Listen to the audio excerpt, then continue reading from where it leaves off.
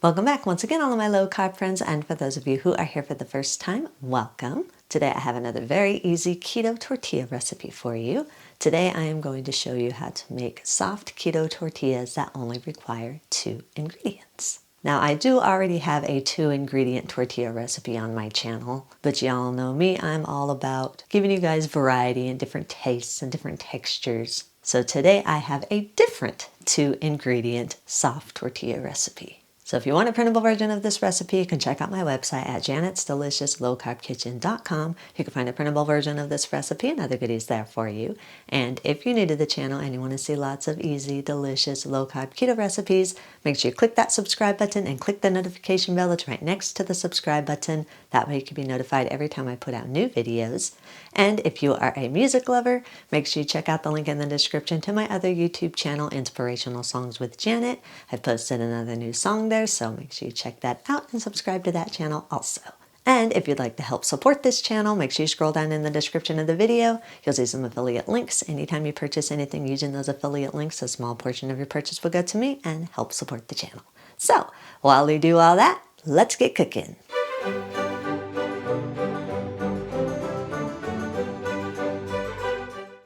In a large mixer bowl, combine 56 grams or around a half cup of coconut flour, 10 grams or around 2 tablespoons of whole psyllium husk. Normally we grind up our psyllium husk, but in this particular case, you want the psyllium husk whole so you can have the right texture and so they can absorb the water the way they need to. If you want to, you can add some dry seasonings or some dry spices to give your tortillas a little bit of a flavor. I'm just using a half teaspoon of salt just to give it a little hint of an emphasis on the flavor. Whisk the dry ingredients all together until they're fully combined and there are no lumps in the dry ingredients. Add 237 milliliters or around 1 cup of very hot water. You want to make sure this water is very hot. You need that heat to be able to activate the psyllium husk so that it can bind your ingredients together. Stir the water into the dry ingredients for about 1 minute until a moist dough forms. Scrape down the sides of the bowl and push the dough to the center of the bowl. Then knead the dough in the bowl for about a minute until it's flexible enough to form a smooth ball. Then let the dough sit at room temperature for about 5 minutes so that the psyllium husk and coconut flour can absorb a little bit of moisture and remain flexible. After 5 minutes, divide the dough into 4 equal portions. Roll each portion into a smooth ball. Line a clean work surface with a silicone mat or some parchment paper, or if you're like me and have a tortilla press, line your tortilla press with some parchment paper. Place 1 portion of the dough at a time onto your work surface or onto your tortilla press.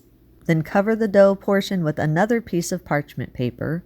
Roll or press each portion of the dough to a circle that's around 7 to 8 inch in diameter. You want this to be thin, not see-through, but you do want it to be thin. One of the key points in keeping these tortillas soft and flexible is to keep them thin. Make sure as you're rolling and pressing that you keep the dough smooth at all times. You don't want any cracks. Repeat the pressing and shaping process until all 4 portions are rolled into thin 7 to 8 inch diameter tortillas. Preheat an 8 to 10 inch skillet over medium heat for about 5 minutes or until it's warm. If you don't have a cast iron skillet or a non-stick skillet, you'll need to lightly grease your skillet before adding your tortillas. Once your skillet is preheated, take your dough portions one at a time. Peel the top paper off of one of the dough portions, then use the bottom parchment paper and transfer the tortilla one at a time to your preheated skillet. Turn the paper dough side down into the preheated skillet, then carefully peel the top paper off of the dough portion. Cook for about 2 minutes or until the bottom is spotted. Use a long spatula to turn the tortilla over. Then cook for another 1 to 2 minutes or until both sides are spotted. And continue to repeat the cooking process till all 4 tortillas are cooked. Make sure you watch these carefully. Coconut flour browns quickly, and you do not want to keep these in the heat for too long because you do not want them to become dry. They won't become crisp, but they will become dry, and then they will lose their flexibility and you won't be able to roll them.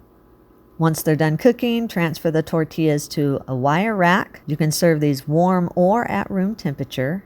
One of the main differences between this tortilla recipe and my other tortilla recipe is that this one cannot be made into a crunchy taco shell. Coconut flour does not crisp up, so it cannot be made into a crunchy taco shell. It's just strictly made for soft tortillas. You can roll these, they're nice and flexible. You can roll them, fold them. I used mine for burritos. My other 2-ingredient tortilla recipe can be made for soft tortillas, or it can be made into crunchy taco shells. So if you are looking for a recipe for crunchy taco shells, I'll leave a link in the description to that 2-ingredient tortilla recipe. Either recipe, this one or the other one, they're both excellent. So if you do have any leftovers of these tortillas, you can keep them in an airtight container at room temperature for up to 3 days, or in an airtight container in your freezer for up to 3 months. If you do choose to freeze these, make sure that you put a piece of parchment paper in between each of the tortillas so that way they don't stick together. And then when you're ready to eat them, you can just take however many out and either thaw them in your refrigerator or thaw them on your countertop and eat and enjoy. And that's our recipe of the day. I hope you enjoyed it. If you did and you want to see more videos like this, make sure you click that thumbs up like button, click that subscribe button, leave me a comment if you want to. Let me know if there's any recipes that you'd like to learn how to make, and I'll do what I can to get those out there for you. And as always, keep cooking.